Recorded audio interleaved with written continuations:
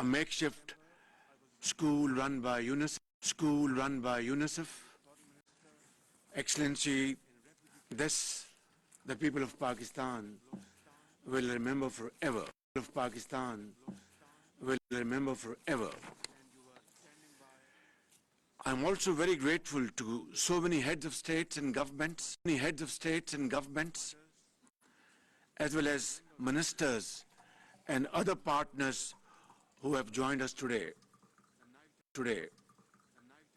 Ladies and gentlemen, we are at a turning point of history.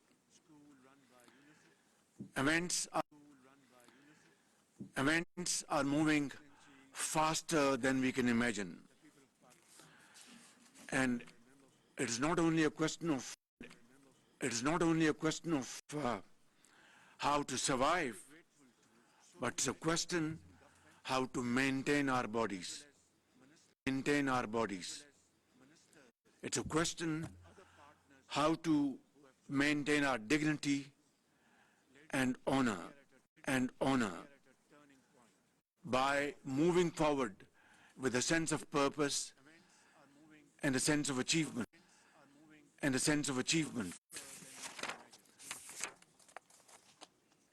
Secretary General, as you have just mentioned, the foreign minister, you so aptly described at that time, at the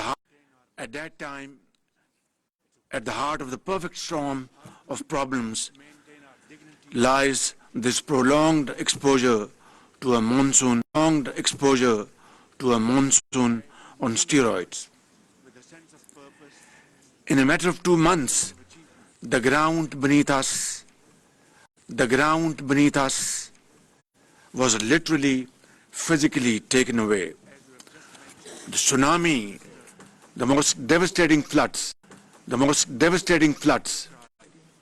affected 33 million people of Pakistan, killed more than 1,700 people, including children, and dislocated 8 million people. More than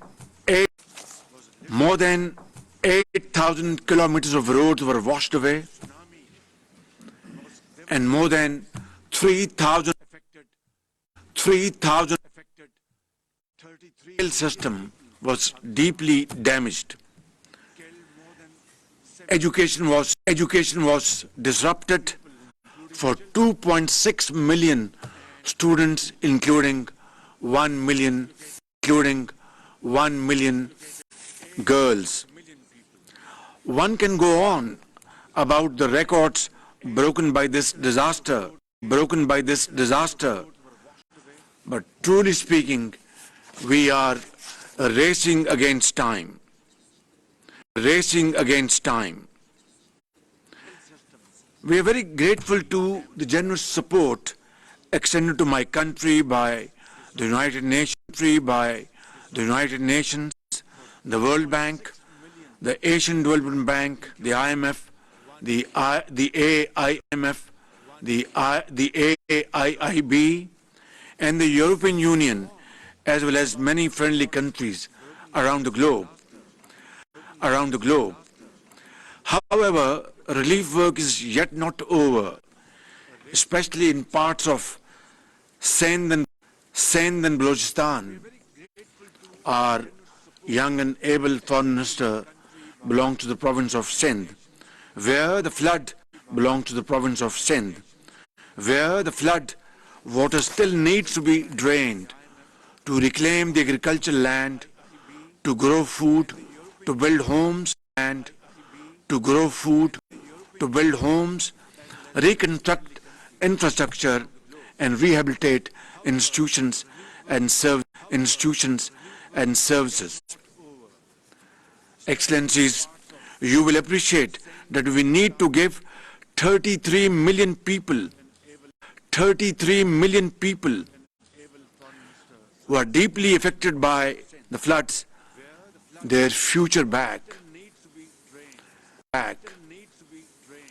Their families must stand on their feet, and they must come back in life, and they must come back in life and earn their livelihood.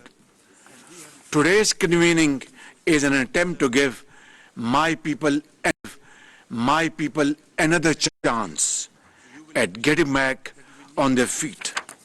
Last October, in collaboration with our development partners, we prepared a post-disaster needs assessment, PDNA, that calculated the total destruction and economic losses from the floods to exceed $30 billion, which is 8% of Pakistan's GDP, pushing 9 million people into abject poverty. Excellencies, the Pakistani nation as well as the state has responded courageously to this catastrophe. Those who had little came forward to help those who had lost everything. Millions volunteered to feed, clothe and shelter their unfortunate brothers and sisters. 20,000 troops, hundreds of helicopters, aircrafts and motorboats were mobilized for round-the-clock rescue operations. And in that, I count those wonderful contributions from our friendly countries in the Middle East, in Europe, Far East, and from other parts of the world. They saved thousands of lives and quickly restored disrupted communications. All resilience funds were repurposed to provide cash grants of over $400 million to more than 2.7 million households. Despite our acute financial constraints, we mobilized around $575 million for the emergency, including the UN flash appeal. Excellencies, the one lesson we have learned is that nothing can go back to business as usual. Tough choices will continue to be made, and I am painfully aware that a taxonomy of harder and harsher reforms will make lives in the Pakistani streets and villages harsher than ever before. But the scale of the resource gap for funding crisis recovery is so wide that it has redefined how we think about resilience. Frankly, it has changed life forever. Building on the post-disaster needs assessment, my government has prepared a comprehensive framework plan for recovery, rehabilitation, and reconstruction with resilience. Its broad contours are set out in the 4RF document that will be presented to you in the next session of the conference. The first part of the 4RF plan reflects the priorities for recovery and reconstruction, bearing in mind the minimum funding requirement of $16.3 billion, half of which is proposed to be met from domestic resources and the other half from our own development partners and friends. The second part of the framework plan incorporates flood resilience in the design and infrastructure projects such as protecting key highways, the main railway line network, as well as an early warning system and capacity building for rescue and relief in future disasters. Our funding gap for minimum recovery is $8 billion and will be needed over the span of the next 3 years. Excellencies, it is clear that Pakistan's ability to recover from the colossal flood disaster, to restore critical infrastructure and revive rapid economic growth will hinge substantially on the speed of these actions. And the most important link in this chain will be financial resourcing. If that gap continues to obstruct our recovery and minimum resilience needs, the results may be too catastrophic to imagine.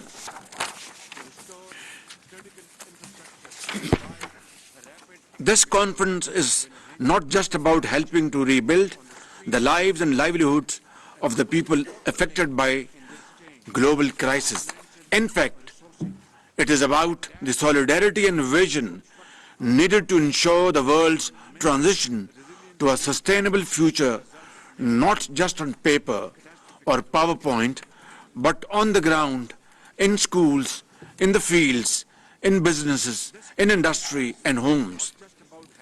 Even as we plan for a future of resilience, the shocks that disaster bring can never be wholly accounted for, but resilient societies look for the light of opportunity in the darkness of disaster. It is precisely this kind of strategic reset that I'm trying to kickstart today in seeking your support for a recovery plan for the people of Pakistan who are, by the grace of God, very resilient. I know these are times of extreme pressure and economic hardships in many countries, but Pakistan needs a new coalition of the willing, one that can save lives and put them on a path to responsible global citizenship. Ladies and gentlemen, what I'm asking of you is more than a rebooting of your compassion for humanitarian relief needs.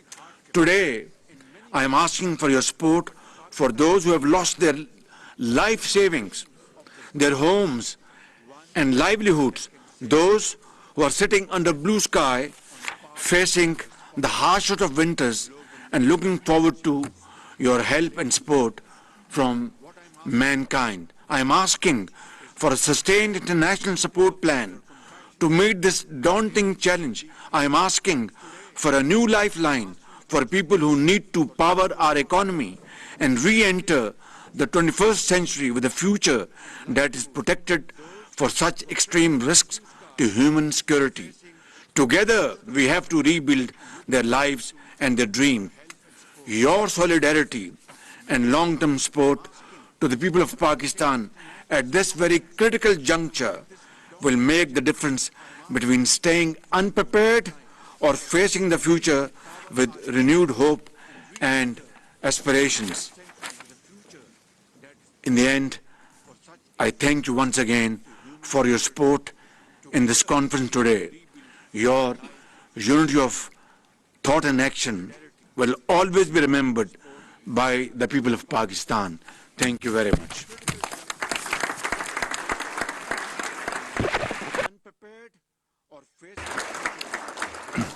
Thank you, sir, and thank you for your leadership. I now request Son Excellence